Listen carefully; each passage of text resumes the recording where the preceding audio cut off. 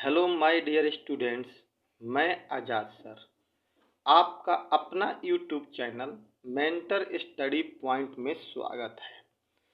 जैसा कि आप जानते हैं कि मैं आप लोगों को अपने YouTube channel mentor study point के माध्यम से आप लोगों को क्लास 12th की हिस्ट्री, जिसे पार्ट 1 के नाम से जानते हैं, के बारे में बता रहा हूँ।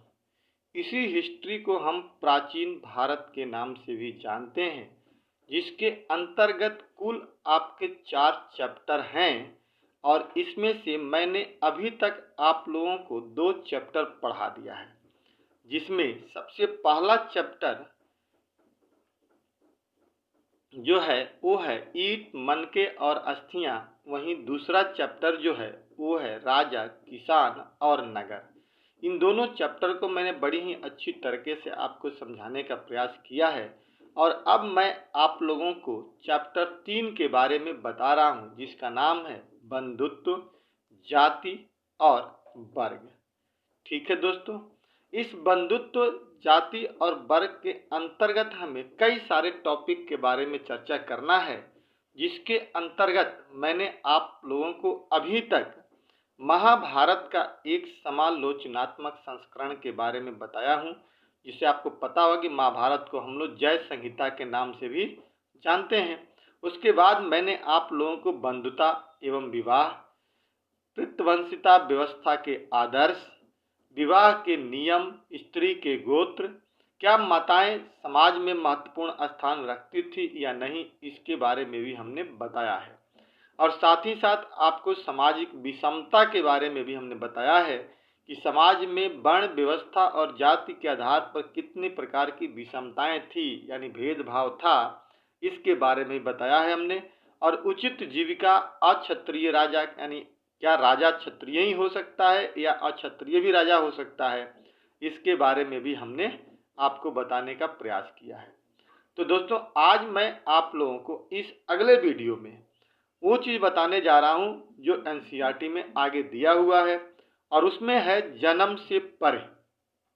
इसकी कहानी हम लोग बताने जा रहे हैं और समझने की कोशिश कर रहे हैं कि जन्म से परे का मतलब क्या होता है। लेकिन इसके पहले मेरे प्रिय स्टूडेंट्स, मैं आपसे एक बात कहना चाहूँगा कि अगर अभी तक आपने मेरे चैनल को सब्सक्राइब नहीं किया है तो प्लीज़ आप इसे सब्सक्राइब कर दीजिए। और साथ ही साथ अगर अभी तक आपने अपने मित्रों को इस चैनल के बारे में नहीं बताया है तो उन्हें आप इस वीडियो को शेयर कीजिए। जितने भी आपके मोबाइल में कॉन्टैक्ट नंबर हैं सबको शेयर कीजिए और ज़्यादा से ज़्यादा इसे फैलाने का प्रयास कीजिए, ताकि आपके सब्सक्राइब और शेयर करने से हमारे चैनल को प्रमोट मिलेगा और मैं आप लोगों को और मेहनत के साथ ही घर में आपको बैठे बैठे मैं बेहतर वीडियो बनाने का प्रयास करूंगा, ताकि इसके माध्यम से आपके लॉकडाउन में आपकी पढ़ाई न रुके और लगातार चलती रहे। ठीक है दोस्तों, तो प्लीज़ आपसे रिक्वेस्ट है कि आप इसे सब्सक्राइब करने का प्रयास कीजिएगा और लाइक और कमेंट जरूर कीजिएगा। चलिए, आज हम लोग बात करते हैं जन्म से परे। जन्म से परे का मतलब क्या, जिसे जिस जन्म से परे में हम लोग 3 चीज़ें पढ़ेंगे। एक तो हम लोग पढ़ेंगे संसाधन और प्रतिष्ठा के बारे में, दूसरा हम पढ़ेंगे कि संपत्ति पर क्या स्त्री और महिला का अलग अलग अधिकार होता था, और फिर हम लोग पढ़ेंगे वर्ण और संपत्ति का अधिकार, कि वर्ण व्यवस्था के आधार पर क्या संपत्ति पर अधिकार होता था, और फिर पढ़ेंगे कि एक वैकल्पिक सामाजिक रूपरेखा, संपत्ति और भागीदारी। इस जन्म से परे में हम लोग ये 4 पॉइंट्स पढ़ने जा रहे हैं और उसके बाद से मैं आप लोगों को सामाजिक विषमता की व्याख्या करूंगा और बताऊंगा कि समाज में कैसे विषमताएं थी और क्या ये विषमताएं वास्तव में शुरू से ही चली आ रही थी या बीच में उसमें जानबूझ करके भेदभाव पैदा किया गया था। ठीक है दोस्तों, तो चलिए आज हम लोग सबसे शुरुआत करते हैं जन्म से परे। अब ध्यान से समझिएगा, जन्म से परे का तात्पर्य है कि पहले हमारे यहाँ ये माना जाता था कि अगर किसी व्यक्ति का जन्म ब्राह्मण जाति में होता है, वर्ण में होता है या क्षत्रिय वर्ण में होता है, तो उस व्यक्ति की समाज में प्रतिष्ठा अच्छी मानी जाती थी। लेकिन क्या ये वास्तव में सही था? क्या कोई व्यक्ति जन्म से अगर ब्राह्मण नहीं है क्षत्रिय नहीं है, वैश्य नहीं है और मान लीजिए कि शूद्र ही है, तो आगे चल करके क्या उसे कोई अच्छी प्रतिष्ठा या संसाधनों पर अधिकार मिल सकता है, इसकी चर्चा हम लोग करने जा रहे हैं। इसी से कहते हैं जन्म से परे, यानी जन्म से परे, यानी जिस वर्ण में जन्म लिए उसके बाद भी उसकी बहुत सारे विकल्प पड़े हुए हैं। अब इस जन्म से परे में पहला हमें पढ़ना है संसाधन और प्रतिष्ठा। संसाधन आप समझ ही रहे हैं, संपत्ति की चीजें से होती है जिसे कई सारे संसाधन होते हैं। और प्रतिष्ठा, तो क्या उन संसाधनों की वजह से भी व्यक्ति की प्रतिष्ठा बढ़ती थी, तो इसकी चर्चा करने जा रहे हैं। कह रहा है कि पिछले अध्याय मतलब दूसरे चैप्टर में, दोस्तों मैंने बार बार आपसे कहा है कि हर एक चैप्टर दूसरे चैप्टर से कनेक्ट रखता है, तो पहला चैप्टर दूसरा चैप्टर आप बहुत अच्छे से तैयार कर लीजिएगा। पिछले अध्याय में हमने देखा था कि आर्थिक संसाधनों को लेकर कैसे दास, भूमिहीन, इसको हीन पढ़िएगा, भूमिहीन खेतीहर, मजदूर, शिकारी, मछुआरे, पशुपालक यानी जो पशु का पालन करते थे, किसान जो खेती करते थे, ग्राम मुखिया जो गांव का मुखिया होता था, शिल्पकार मतलब उसको कहते हैं जो उद्योग धंधे में काम करते हुए चीज़ों को बनाते थे, माला बनाना हो गया, जैसे बर्तन बनाना हो गया, वाणिज्य और राजा सभी का उपमहाद्वीप के विभिन्न हिस्सों में सामाजिक अभिनायक के रूप में उदय हुआ। कहने का मतलब बाबू ये है कि हमने देखा कि संसाधनों के बल पर ही अलग अलग जाति में अलग अलग लोगों का पूरे भारतीय उपमहाद्वीप में एक अभिनायक के रूप में उदय हुआ। उसमें तो कहीं जन्म नहीं था ना। इनमें से कोई ऐसा व्यक्ति आपको लगता है कि इसमें से कोई ऐसा व्यक्ति है जो कि ब्राह्मण और क्षत्रिय है? नहीं ना, ऐसा कोई नहीं है जो ब्राह्मण है, क्षत्रिय, इनसे परे है, यानी वो इस जन्म के कुल से परे हैं। और फिर उनका कैसे विकास हुआ इसकी बात हम करें। उन्होंने सामाजिक अभिनायक के रूप में अपने को उदय किया, एक नायक के रूप में, एक राजा के रूप में, एक बड़े व्यक्ति के रूप में उन्होंने उदय किया। उनके सामाजिक स्थान इस बात पर निर्भर थे कि आर्थिक संसाधनों पर उनका कितना नियंत्रण है। बात समझ में आई? उनका सामाजिक स्थान इस बात पर निर्भर नहीं था कि वो किस समाज से आए हुए हैं, क्या वो ब्राह्मण समाज से आए हैं या क्षत्रिय समाज से आए हैं, इस बात पर निर्भर नहीं था। इस पर निर्भर था कि उनके पास संसाधन कितना है, उनके पास संपत्ति कितना है, उनके पास अर्थ कितना है, इस चीज पर उनके सामाजिक दायित्व निर्भर था। लेकिन इसके ठीक विपरीत अब हमें यह देखना है कि संसाधनों पर नियंत्रण के क्या क्या आशय थे, यानी क्या उद्देश्य थे। संसाधन जो होते थे उस पर नियंत्रण होता था, उसका मतलब क्या था। ठीक है, तो आपने एक चीज पढ़ लिया ना, एक चीज समझ में आई होगी कि संसाधन और प्रतिष्ठा का मतलब था कि जन्म के आधार पर किसी को प्रतिष्ठा मिले, ये पूर्ण रूप से उचित नहीं था। संसाधन अगर उसके पास है तो उसे प्रतिष्ठा अच्छी खासी मिल सकती है, जो हमने इसमें देखा कि एक अक्षत्रिय राजा व्यक्ति भी राजा बन सकता है। ठीक है, अब देखिए अब आगे कह रहा है कि संपत्ति पर स्त्री और पुरुष के भिन्न अधिकार। मेरे दोस्तों ध्यान से समझना कि जो संपत्ति है समाज में, उस पर क्या स्त्री और पुरुष का एक ही जैसा अधिकार था या अलग अलग था? तो ये तो अलग अलग होना ही था, तब भी था और आज भी है। संपत्ति पर पुरुष और महिला का अलग अलग अधिकार है। तो वो हम देखते हैं कि कैसे अलग अलग अधिकार था। कह रहा है कि संपत्ति पर स्त्री और पुरुष के भिन्न अधिकार का तात्पर्य यह है कि संपत्ति पर महिला और पुरुष का अधिकार अलग अलग परिस्थितियों में अलग अलग होता था, यानी यहाँ पे परिस्थितियां अलग अलग होती थी।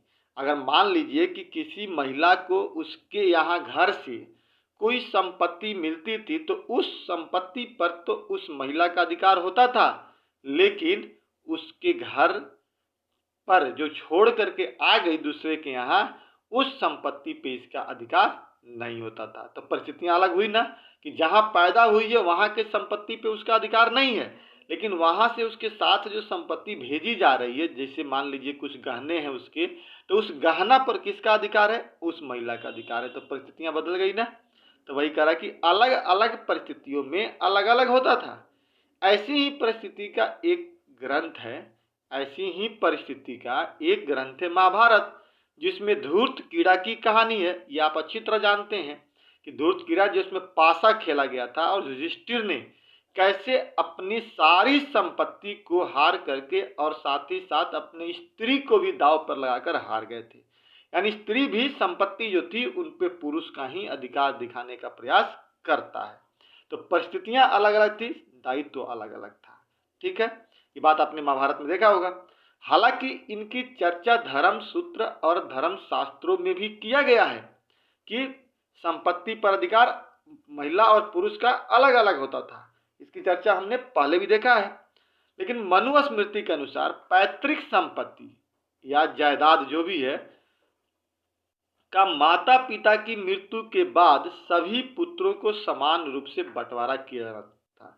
मनुस्मृति कहता है कि जो पैतृक संपत्ति थी, जो माता पिता की जो जायदाद या संपत्ति थी, अगर माता पिता मर जाते हैं और उसके 4 पुत्र हैं तो चारों को समान रूप से बांट दिया जाता था।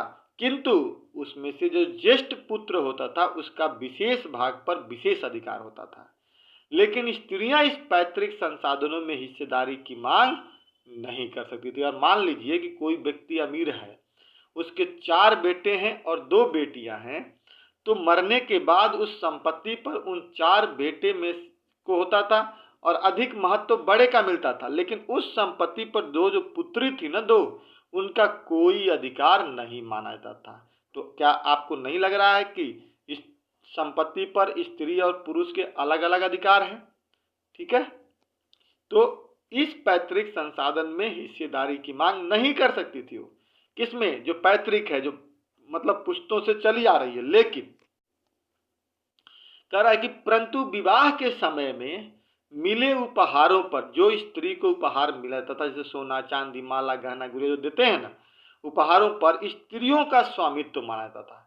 कि शादी के दौरान जो उसके पिताजी ने जो उसको दिया है उस पर महिला का अधिकार माना जाता था। और आज भी उस संपत्ति पर, उस गहने पर किसका अधिकार होता है? महिला का होता है। और इसे स्त्री धन की संज्ञा दी जाती है कि यही स्त्री का धन है या महिला का धन है। यह संपत्ति उनके पुत्र विरासत के रूप में प्राप्त कर सकते थे। यानी अगर महिला मर जाती है तब वो संपत्ति किसको मिलेगा? उसके पुत्र को मिलेगा, अदरवाइज वो और किसी को नहीं मिलेगा। उस स्थान पुत्र प्राप्त कर सकते हैं पर उस धन पर पति का कोई अधिकार नहीं माना जाता। आगे ना, तो अब संपत्ति पर अधिकार अलग अलग तरीके से है कि नहीं? पैतृक संपत्ति पर किसका अधिकार है जी? पुत्र का है। लेकिन स्त्री धन पर किसका अधिकार है? स्त्री का है। अगर वो चाहती है तब उसको पुत्र को देती है, तब उसका अधिकार होगा। उस स्त्री धन पर पुरुष का अधिकार नहीं है। स्त्रियां पैतृक संसाधन में हिस्सेदारी की मांग नहीं कर सकती थी। अपने पिताजी की संपत्ति में महिलाएं कोई भी हिस्सेदारी की मांग नहीं कर सकती थी और आज भी चलता है, आज भी मांग वो नहीं कर सकती थी। लेकिन स्त्री धन पर उनका अधिकार माना जाता था कि जो पिताजी ने उसे पर्सनली दिया है गहने के रूप में, वो गहने पर अधिकार किसका है? तो उस महिला का अधिकार है। आगे बात बाबू समझ में आपको? तो ये बात क्लियर हुआ आपका कि जो संपत्ति होता था उस पर पुरुष और महिला का अधिकार जो था भिन्न भिन्न था, अलग अलग था। ये समझ में आ गया? तो जन्म से परे हो रहा है कि नहीं कहानी? फिर अब देखिए, अब हम लोग बात कर रहे हैं वर्ण और संपत्ति का अधिकार। यानी वर्ण और संपत्ति, यानी वर्ण जो हम लोग वर्ण व्यवस्था कहते हैं, और फिर वो संपत्ति जो है उस पर कैसा अधिकार, क्या वर्ण का है या कोई और का है। कह रहा कि ब्राह्मणीय ग्रंथों के अनुसार संपत्ति पर अधिकार का एक और आधार वर्ण था। यानी वर्ण के आधार पर व्यवस्था की गई थी और अधिकार मिलता था, जिसमें 3 वर्णों के लिए तो विभिन्न प्रकार के जीविकाओं की चर्चा की गई है, जो हमने पीछे पढ़ा था कि ब्राह्मण की जीविका क्या है, क्षत्रिय की जीविका क्या है और शूद्र की जीविका क्या है और वैश्य की जीविका क्या है। तो 3 वर्ण जो तो ऊपर थे ना, ब्राह्मण क्षत्रिय वैश्य, उनकी तो जीविकाओं की चर्चा की गई है। लेकिन शूद्रों के लिए मात्र सेवा को ही जीविका का आधार बताया गया था कि वो सेवा ही उनका क्या है? जीविका है। किनका? शूद्रों का। लेकिन यह विधान बहुत हद तक उचित नहीं लगता, बहुत नहीं था। अगर मान लीजिए शूद्र गरीब है, उसका सेवा ही है, तो बहुत सारे ऐसे शूद्र थे जो अमीर बन गए थे और बहुत सारे ब्राह्मण थे जो गरीब भी थे। अब सुदामा भी तो एक ब्राह्मण ही थे, गरीब थे कि नहीं? तो इस प्रकार से ये उचित नहीं लगता है। वही कह रहा है कि लेकिन यह विधान बहुत हद तक उचित नहीं लगता, क्योंकि ऐसी बात होती तो सबसे ज्यादा धन तो ब्राह्मण और क्षत्रियों के पास ही होता, लेकिन ऐसा नहीं है। निर्धन ब्राह्मणों की भी चर्चा मिलती है कि ब्राह्मण क्या थे, बहुत सारे गरीब भी थे और बहुत सारे ऐसे शूद्र भी थे जो अमीर भी थे। तो इस तरह से हम देखें कि जन्म के आधार पर तो प्रतिष्ठा नहीं मिली ना जी, जन्म के आधार पर तो संपत्ति नहीं मिली। इस प्रकार ब्राह्मणीय वर्ण व्यवस्था की आलोचना प्रारंभिक बौद्ध ग्रंथ में विकसित हुई। शुरू में बौद्ध ग्रंथ ने क्या किया, इसकी आलोचना की कि नहीं, ये जो बात ब्राह्मण लिख रहे हैं ये सही नहीं है, इन्होंने अपनी मन गढ़ंत कहानियां बना करके लिखी है। बौद्ध धर्म ने सामाजिक विषमता की उपस्थिति को स्वीकार नहीं किया। उन्होंने कहा कि शुरू से तो समाज में कोई भेदभाव ही नहीं था, ये तो समाज में भेदभाव तो हमने पैदा किया। उन्होंने बताया बौद्धों ने कि शुरू में समाज में कोई विषमता नहीं थी, कोई भेदभाव नहीं था, ये तो भेदभाव समय के अनुसार हमने पैदा की। आप देख लीजिए ऋग्वेद में कोई सामाजिक भेदभाव नहीं था, लेकिन उत्तर वैदिक तक आते आते सामाजिक भेदभाव शुरू हो गया। तो वही करा, किंतु यह भेद न तो नैसर्गिक थे और न ही अस्थायी थे, मतलब ये जन्म से नहीं थे और न ही अस्थायी थे। बौद्धों ने जन्म के आधार पर सामाजिक प्रतिष्ठा को अस्वीकार किया, कहा कि जन्म के आधार पर किसी को सामाजिक प्रतिष्ठा मिले ये सही बात नहीं है। कोई जरूरी नहीं है कि ब्राह्मण को ही हमेशा उचित प्रतिष्ठा मिलेगी, शूद्र को भी प्रतिष्ठा मिल सकती है अगर वह अपना कर्तव्य और संसाधनों पर नियंत्रण करे तो। ठीक है दोस्तों, अब देखिए, अब कह रहा है, इस तरह से आपको बात समझ में आ गई होगी कि हमने किसके बारे में समझाने का प्रयास किया आपको, वर्ण और संपत्ति का अधिकार की संपत्ति पर सबका अधिकार एक जैसा नहीं था, जो बताया गया था वो भी उतना उचित नहीं था। अब कह रहा कि एक वैकल्पिक सामाजिक रूपरेखा संपत्ति में भागीदारी, यानी एक वैकल्पिक सामाजिक रूपरेखा, एक अच्छा विकल्प दिया गया समाज की रूपरेखा को। कह रहा कि अभी तक हम यह पढ़ते आ रहे हैं कि लोग अपनी संपत्ति के आधार पर अपनी सामाजिक प्रतिष्ठा का दावा करते थे कि मेरे पास इतना संपत्ति है तो मेरा प्रतिष्ठा अच्छा होगा, पर और फिर उन्हें सामाजिक स्थिति प्रदान की जाती थी। लेकिन समाज में कुछ अन्य संभावनाएं भी थी, अन्य और भी संभावना था सामाजिकता को छोड़ करके। जहां दानशील आदमी का सम्मान किया था और वो अपने लिए धन इकट्ठा करता था, वह घृणा का पात्र समझता था। दानशील व्यक्ति को क्या समझते थे हम लोग, अच्छा समझते थे, लेकिन जो धन इकट्ठा करता था उसे हम घृणा मानते थे, वह घृणा का पात्र समझता था। इसकी जानकारी हमें तमिलकम क्षेत्र से प्राप्त होती है, जहां पर 2000 वर्ष पहले अनेक सरदारियां थी। इन्हीं की कहानियों से ऐसा सुनने को मिलता है कि भेदभाव था। इसका उल्लेख तमिल भाषा के संगम साहित्य में मिलता है, जहां सामाजिक और आर्थिक संबंधों का अच्छा चित्रण किया गया है कि समाज में अगर आपको आर्थिक स्थिति अच्छी है तो आपकी समाज में प्रतिष्ठा भी अच्छी मिलेगी। जहां पर यह दिखाया गया है कि लाख विषमता और निर्धन होने के बावजूद भी संसाधनों पर नियंत्रण सभी का एक समान रूप से था, सभी मिल बांट करके इसका उपयोग करते थे, कोई भेदभाव नहीं था। ये तो तमिल की बात बता रही, लेकिन उत्तर भारत में कुछ अलग था। अब देखिए, ये बात समझ में आ गई। तो हमने अभी तक क्या पढ़ लिया, जन्म से परे की कहानी हमने पढ़ी कि कैसे कैसे लोगों के अंदर भेदभाव और अलग अलग चीजें की गई थी जो जन्म के बाद पैदा हुआ था, पहले नहीं था। अब हम लोग दोस्तों बात कर रहे हैं लास्ट टॉपिक इसमें, जिसका नाम है सामाजिक विषमताओं की व्याख्या, यानी समाज में जो भेदभाव था उसकी हम व्याख्या करने जा रहे हैं कि क्या वास्तव में यह भेदभाव जन्म से होते आ रहा था या बाद में यह भेदभाव इसमें पैदा किया गया। कह रहा कि एक सामाजिक अनुबंध तैयार करते हैं, ढांचा तैयार करते हैं।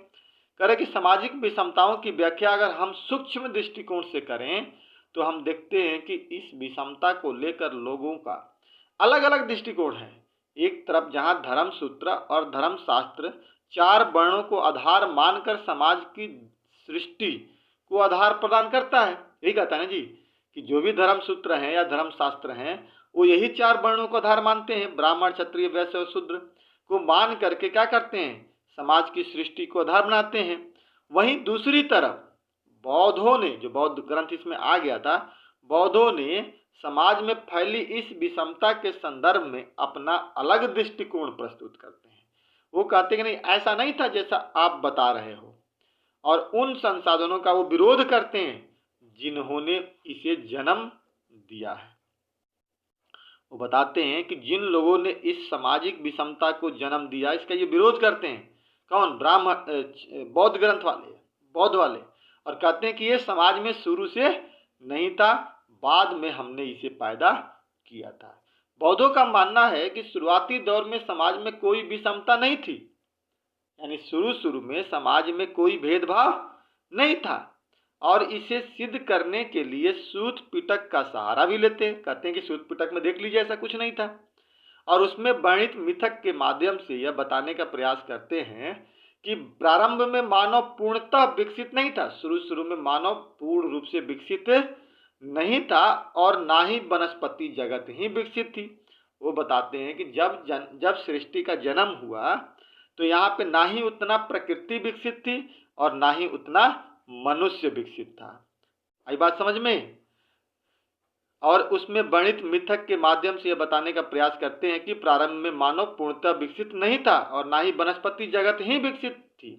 सभी लोग शांति से रहते थे, जितने भी लोग थे सब लोग शांति से रहते थे और प्रकृति से उतना ही ग्रहण करते थे जितना उन्हें जरूरत होती थी।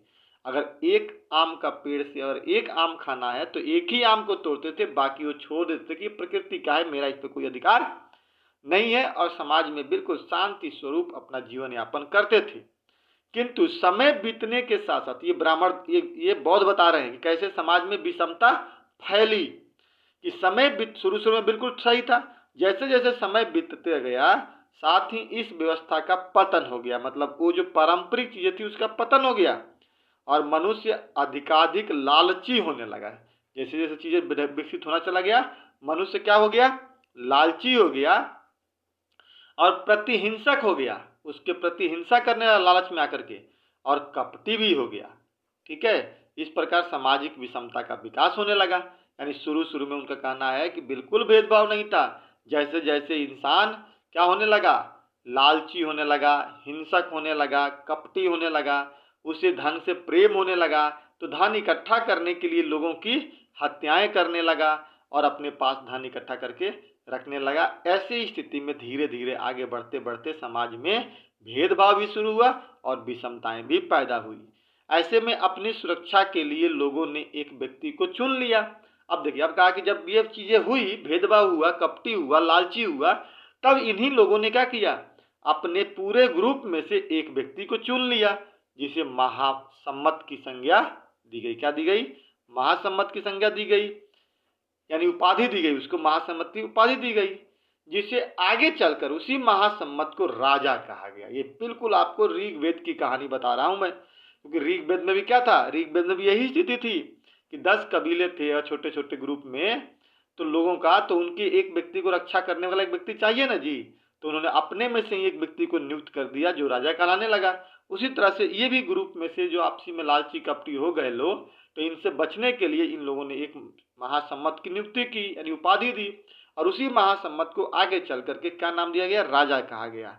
इससे यह पता चलता है कि राजा का पद लोगों द्वारा ही चुना गया, पैतृक नहीं था। जैसे हमने कहा ना कि क्षत्रिय ही राजा बन सकता है, जन्म से आधारित है, ये उतना उचित नहीं था। राजा कोई भी बन सकता था, बशर्ते कि उसको पास संसाधन हो और समाज में उसकी प्रतिष्ठा अच्छी हो, लोगों की सेवा कर पाए। इससे यह पता चलता है कि राजा का पद लोगों द्वारा चुना गया। राजा लोगों की सेवा करता था। मेन उद्देश्य क्या था राजा का? लोगों की सेवा करना, और उसके बदले में सेवक उसे कर देते थे। ये ऋग्वेद की कहानी बता रहा हूं मैं, ये बिल्कुल सेम है। उसके बदले में उसे जनता क्या करती थी? कर देती थी। ठीक है, और समाज में कोई भेदभाव नहीं था। लेकिन समय के साथ साथ समाज में परिवर्तन भी हुआ और वर्ण तथा जाति का विकास भी हुआ। जैसे जैसे समाज में भेदभाव धीरे धीरे वर्णन हुआ, होने लगा, भेदभाव आने लगा, तो समाज में परिवर्तन हुआ, और जब परिवर्तन हुआ तब अब जाकर के वर्ण और जाति का विकास हुआ, और इसी के साथ ही सामाजिक विषमता का भी विकास हुआ। जब वर्ण और जाति आया तब जाकर के समाज में भेदभाव की स्थिति शुरू हो गई। अदरवाइज बौद्ध ग्रंथ के अनुसार समाज में कोई भेदभाव नहीं था। इसको पैदा करने वाले कौन थे? तो ब्राह्मण थे, जिन्होंने अपने धर्म सूत्र और धर्म शास्त्र के माध्यम से लोगों के दिमाग में डाला और एक वर्ण बनाया और उस वर्ण के आधार पर लोगों के बीच में भेदभाव पैदा करने की कोशिश की, विषमता पैदा करने की कोशिश की, असमानता पैदा करने की कोशिश की, जो आज भी चल रहा है। ठीक है दोस्तों, इस प्रकार इस वीडियो को हम लोग यहीं पे रोकते हैं और मैंने आपको आज के वीडियो में दो चीज़ समझाने का प्रयास किया। एक तो जन्म से परे की कहानी क्या होती थी और दूसरा सामाजिक विषमता की व्याख्या कैसे किया गया, कैसे समाज बिल्कुल ही स्वच्छ था, समाज में कोई भेदभाव नहीं था और धीरे धीरे समय के अनुसार चीज़ें बदलती चली गई। लोग लालची होते गए, कपटी होते गए, बेईमान होते चले गए और फिर उन्हीं में से रक्षा करने के लिए राजा की उत्पत्ति होती है और धीरे धीरे क्या होता है, समाज में भेदभाव की स्थिति पैदा होती है। ठीक है दोस्तों, तो इस प्रकार से इस वीडियो को मैं यहीं पे समाप्त करता हूँ। आपसे फिर से एक बार रिक्वेस्ट है कि आप इस मेरे चैनल को सब्सक्राइब कीजिएगा, लाइक कीजिएगा और अपने दोस्तों के बीच में ज़्यादा से ज़्यादा शेयर करने का प्रयास कीजिए ताकि चैनल जल्दी से जल्दी आपका प्रमोट होता चला जाए। इसी के साथ ही जय हिंद, जय भारत,